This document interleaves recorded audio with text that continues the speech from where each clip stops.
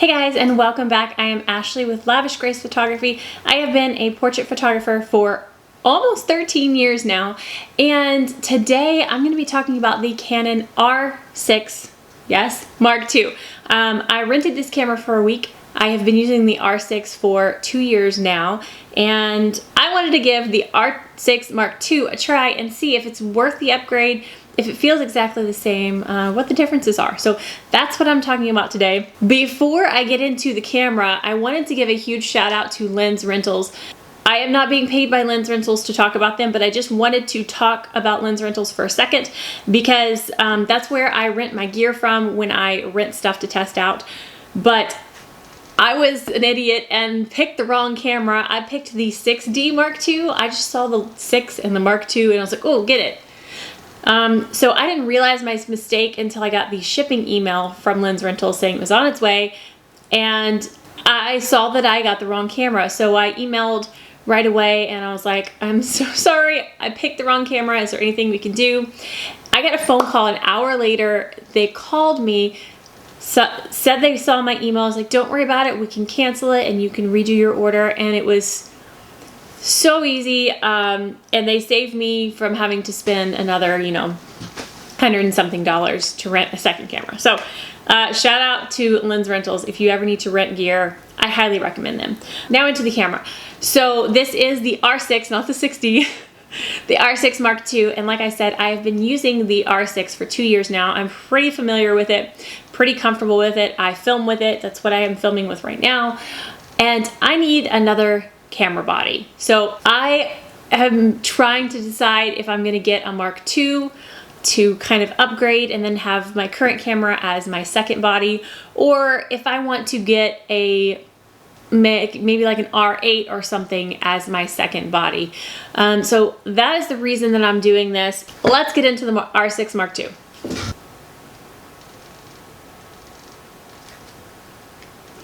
Here is what it looks like. If you're familiar with the R6, you might see a couple of differences, mainly just the on and off switch, and then you have a video and photo switch now. Otherwise, it's pretty much the same. The little, I'm not really sure exactly what you call this, but the little joystick thing feels very different, and it took me a second to get used to that. But other than that, the looks, the weight, the feel of it feels exactly the same to me. You have to turn your camera on here instead of over here. And a lot of times I will switch from photo to video thinking I'm turning the camera on, and it just takes me a second to realize. But other than that, it feels exactly the same. I will be probably using it for video some, but my main use for this camera is for photo, so that's mainly what I'm focusing on. I did a small clip of video to test it out. I haven't looked at it yet, so I don't want to talk about that. I might insert something in a second. But photo. All right, just the first things. First of all, I want to say I'm not a super technical person, so this is going to be based off of my experience with it as a professional photographer and how it performs in real world compared to the R6. Okay, so when I first got it, the first time I used it was actually at my church, and it was dark. It was the youth group, and it focused pretty well. There was like a lot of faces in the room, so it does the same thing. It's like, which one do you want? But it seemed to focus pretty well. It focused just fine in low light. I did notice, however, I don't know if this is just me or what, but it seemed like it had a little bit more noise than my R6. And I've heard, I don't know exactly how all the different technical things line up, but I've heard when the megapixels are higher, sometimes the noise can be higher. This has 24, I believe, megapixels, when that one has 21, I think, somewhere around in there, 20, 21.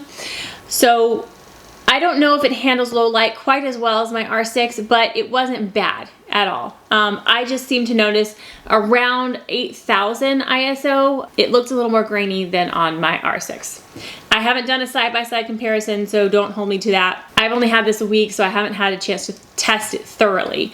If I do end up purchasing it, I will do a video comparing them more in depth side by side. So that was just the first thing that I noticed. Other than that, it seems to perform exactly the same. I don't know that I've noticed anything superior in this camera. The only other thing that I was frustrated with, I got it out to do a photo shoot this weekend, and I was going to be photographing a 5-year-old. And if you don't know anything about photographing 5-year-olds, they move a lot. I have a 5-year-old, and so we got there and I was testing out, making sure that the camera was gonna work for me during a real shoot. I didn't wanna risk a shoot not going well, if that makes sense. So I was focusing on my child running back and forth, and it took what seemed like twice as long to focus than what I'm used to with my R6. And I kept trying and trying, and I'm like, okay, you know what? I'm not gonna use it for this shoot because I don't wanna risk having all blurry pictures of this 5-year-old running around. When I got it back home, I did some more testing. I took some pictures of Kylie yesterday with it, and I discovered the problem.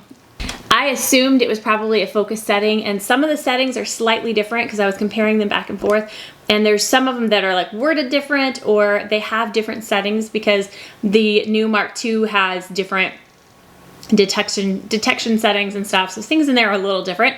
But what it was doing is I had it on face detect, but when you have the camera, the screen is up, there is a focus point already, a predetermined focus point on the screen. There's a little square. And when you would half press it, that square would dance around and then try and find a face. So it would be looking for a face in that spot first, and when it didn't find it, it would look for one elsewhere. And I wanted that to go away because it was taking longer. It was, instead of just not having a predetermined focus, it would just be like, okay, where's a face? That's what the R6 did. And this would be like, where is the face?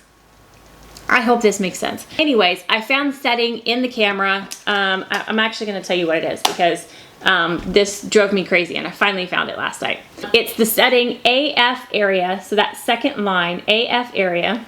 And when you go into that menu, the one to get rid of that square, I'm sorry, it's like greasy here. Let me see if I can wipe this off. So the setting I changed it to is the last one down here, the whole AF area. So, and it was on, well, really any of these, but so when I changed it over to this, the autofocus was much more comparable to the R6. Now, once I had it on that, I didn't notice it being any faster or anything, but I would say that it is equal to the R6. I've heard the autofocusing system is different and has been updated and supposed to be a little faster. I haven't had enough experience with it to be super familiar, but I didn't notice it to be any noticeably faster than my R6. But I would say, as long as your settings are correct, as long as your focusing settings are in a way that you like them, I think that it is just as good as the R6. So now on to picture quality. I tried to take a picture of Kylie with both cameras in the same lens, same spot. So I'm gonna put those on the screen, but as far as the picture quality, I feel like it's the same.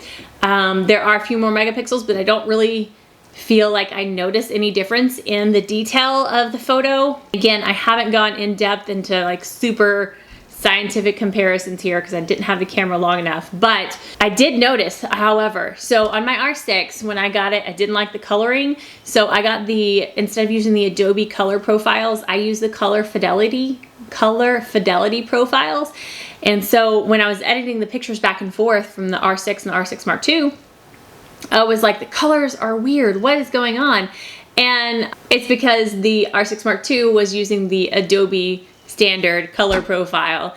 I don't have the color fidelity. I don't know if there is a color fidelity yet for it, but anyways, I did notice the colors being different. And then when I switched my R6 files back to the Adobe standard, they look pretty similar. So I don't think the colors are gonna be much different as far as like editing goes. I did edit the entire, like all the church photos that I took on it.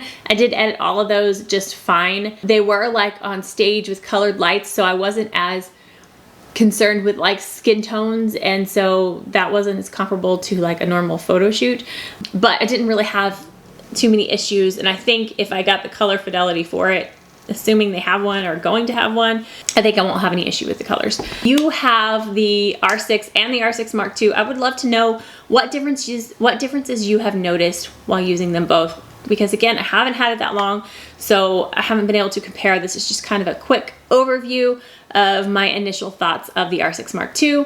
I will probably be buying this camera. I need a second one because one, I need a backup camera, but two, when I'm filming videos and taking pictures, I'll have my sister film and I'm using my camera. So using a little bitty Sony vlogging camera just isn't cutting it for me. So I need a second camera body so she can film and I can shoot. If you have any recommendations of something that I should get or try out before I buy, let me know. Again, I considered the R8 and I might end up renting it and comparing it to the R6 Mark II. We'll see, but just let me know what you want me to try, what you want me to test. I'm gonna pop up a few pictures here that I took with the R6 Mark II. I also took some pictures of my child, I think. So here are just some photos that I took with the R6 Mark II. Again, it feels very similar to the R6. If you have the R6, I don't think you need to upgrade just to upgrade. I don't think that's necessary. The R6 is still a beautiful camera and it works almost identically. So, all right guys, so that's gonna be it for this video. If you did enjoy this, please give it a thumbs up. And if you haven't already and you wanna see future videos, hit that subscribe button down below and I will see you guys next time. Bye. I hope that's good because I have to return this thing and I won't have it anymore. You know, when you're when you're filming YouTube videos, you sit here and you analyze everything that you say because you know that there's gonna be people bashing everything you say and taking things wrong, and sometimes it's difficult to get words out because you just don't know how people are gonna react. So that, be nice. I wanted to, it seems to follow me pretty well. So I don't imagine it's much different than the R6 as far as video is concerned. I'm mostly concerned with the photo, so. But I wanted to get a test shot, so there it is.